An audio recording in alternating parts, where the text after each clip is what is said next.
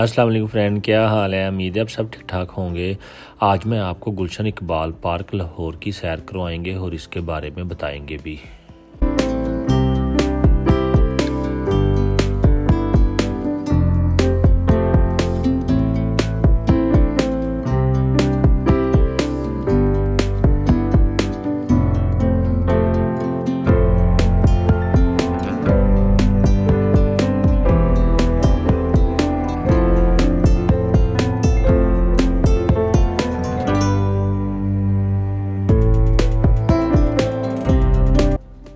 अगर आपने अभी तक हमारा चैनल सब्सक्राइब नहीं किया तो सब्सक्राइब कर दें और घंटी के निशान को भी दबा दें ताकि न्यू आने वाली वीडियो आपको बआसानी मिल सके।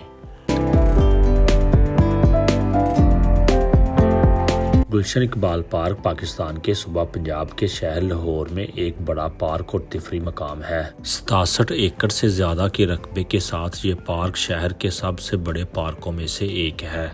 ये अल्लामा इकबाल टाउन के मसनाफ़ी इलाके में वाक़या है। गुलशन इकबाल के नाम का लफ्ज़ी तर्जमा इकबाल का बाग के तौर पर किया जाता है, जो पाकिस्तान के कौमी शायर इकबाल का हवाला देते हैं।